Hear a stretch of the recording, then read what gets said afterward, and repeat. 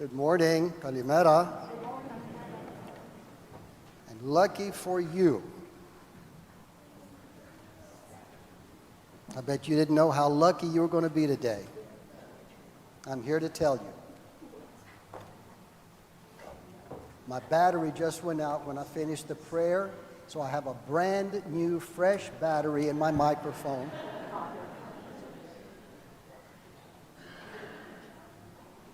So I can talk a lot longer. That was a half joke. Again, thank you so much for coming today.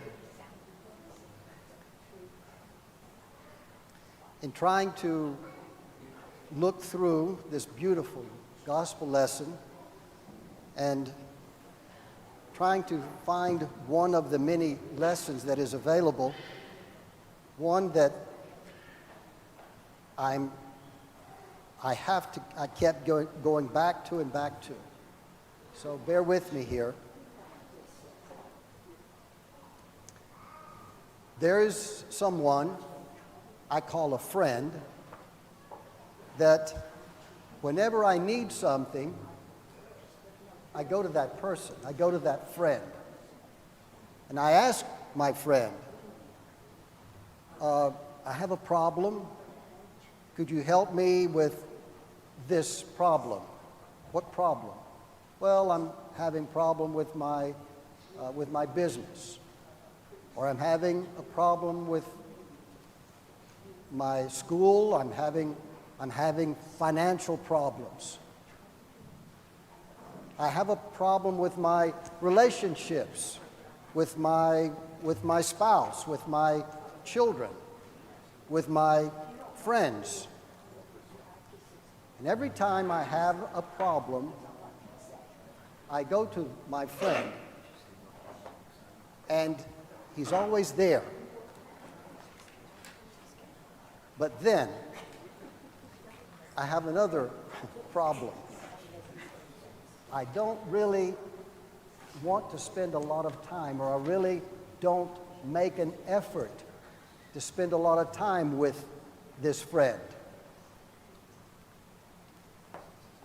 It seems the only time that I think of him, the only time that I make an effort to contact him, is when I need something. Well, he is such a good friend that even then he does not turn me away. But I have to ask, is this really a friendship, or is this something else? Is this something that is going to benefit just me? Why can't I somehow find the time to contact him, just to talk, just to be with my friend? Why can't I somehow, all these other times when I need him, I find him, I remember him, I've got his name on two contacts on my phone, and that's when I call him. But just to call him and say, "Hi, how you doing, buddy? How's your day been?" Or, "I miss speaking to you, and I wanted to pick up the phone," or "I wanted to knock on your door and just say hello." Now, is that really a friendship? Is that something that is being fair, for lack of a better word, to my friend? What do you think? I think that is not really a friendship at all. It's just, in my case, a very selfish, one-sided, give me relationship. But I'm very fortunate because that friend still has not refused to answer my call.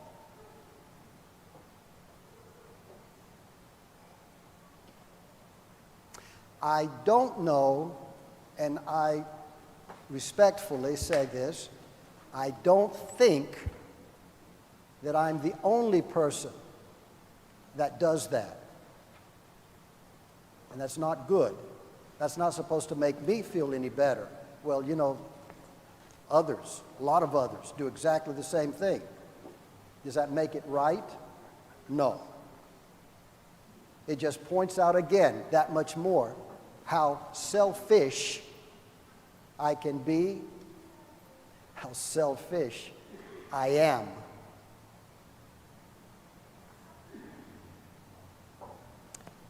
The gospel story this morning has to do with the story of a widow, and we have to put ourselves back in the days, back in the environment, back in the world 2,000 years ago.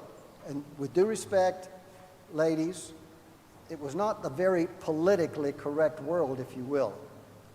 The men pretty much ruled it. Okay, I know today politically correct and all of that stuff.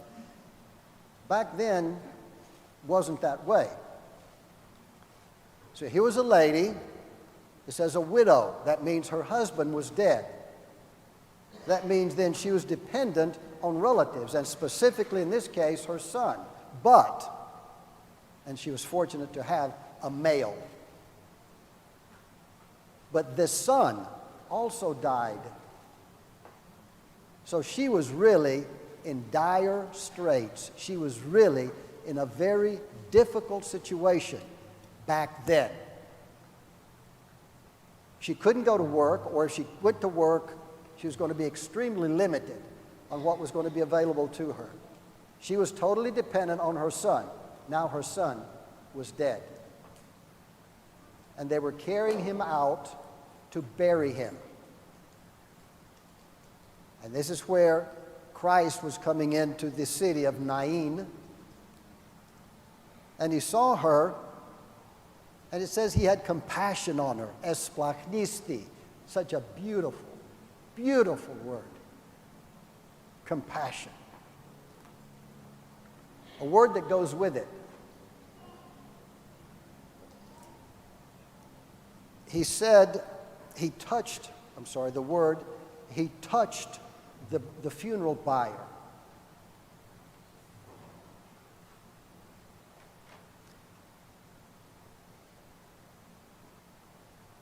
It is very difficult to explain, to express, to define, to give credence, to give a full meaning of what these two words, compassion and touch, mean. You know the largest organ that we humans have? What's the largest organ that we humans have? Yes, sir. Our skin. Our skin is the largest organ we have. And what is embedded in that skin? The nerves, the endings of the nerves, so that when we touch something, whatever it is, because this is our first barrier of defense. God knew what he was doing. God knows what he's doing. He gave this biggest organ in our body, which comes into contact most often with our entire world. He put into that organ these sensors, touch sensors.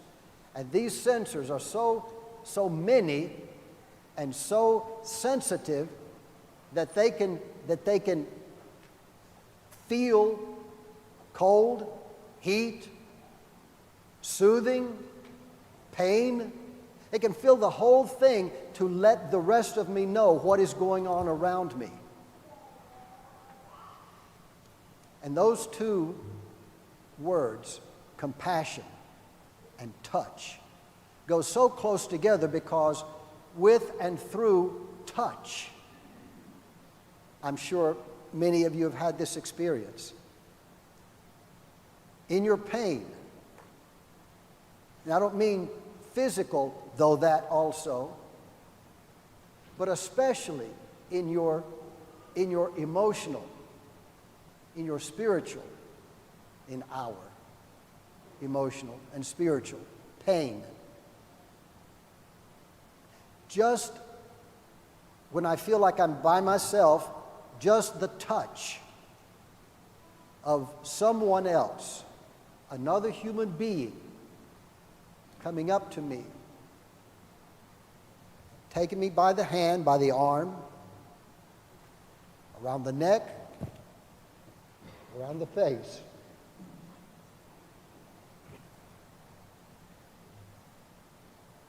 I receive such comfort. I receive such real comfort to know that somebody else is there with me, looking at me, offering to me support. What is it that you need? I'm going to try to help you get it. Touch and compassion. Two of the most beautiful words that we have, not just in our language, but in our existence. Since I know what it feels like when I'm hurting, to experience this touch, and through that touch, compassion, then why am I so, I use the word, hesitant to give it? In my premarital counseling sessions to couples, and a number of you here this morning have heard this, when we start talking about the concept of telling your loved one, in this case your spouse, in that case the spouse-to-be, to give your spouse compliments. And the idea is that we are, as human beings, so much appreciative of compliments. I love hearing compliments, but I'm slow to give compliments.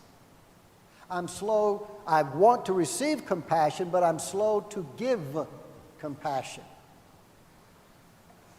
Kind of along with the same lines of if my spouse or someone does something wrong to me, something unpleasant to me, something that hurts me, what do? Do I hesitate on that? Oh no.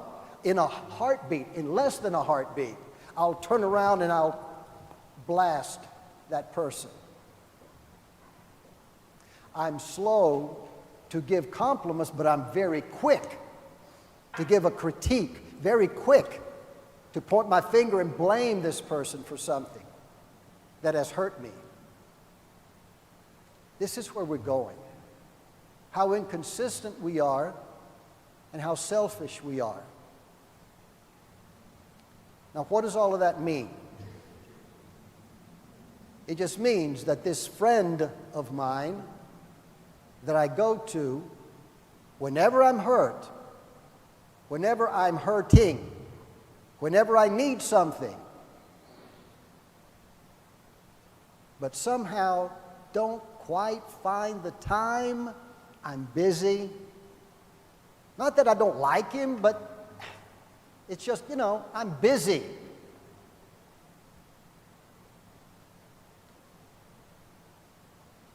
He could very well turn around and say, well, where have you been? The last few words in today's gospel lesson, when we say them, we kind of, okay, it's over. The deacon's going back to the altar area, and we're going to hear it in the Greek, and then we go on and on with the liturgy. But you remember what those words were? What those words are. This is after the miracle of Christ's resuscitating. He didn't resurrect because this man was going to die again, as did Jairus' daughter. He resuscitated her, but she was going to die again. Just like he resuscitated Lazarus, but he was going to die again, earthly. That was done by Christ to show that he has power over even death. But after all of this happened, and we can only imagine what the mother was feeling, we can only imagine what the boy was, he said he spoke. I wonder what he said. Wouldn't that be something? In fact, I don't know what Lazarus said either. Have you ever thought about that? What about the daughter of Jairus? These people that came back from the dead. We hear about, kind of a little tangent here, about near death or death experiences or near-death experiences, and what did you see and what did you feel? We ask these people. I hear stories, but another time we may discuss that.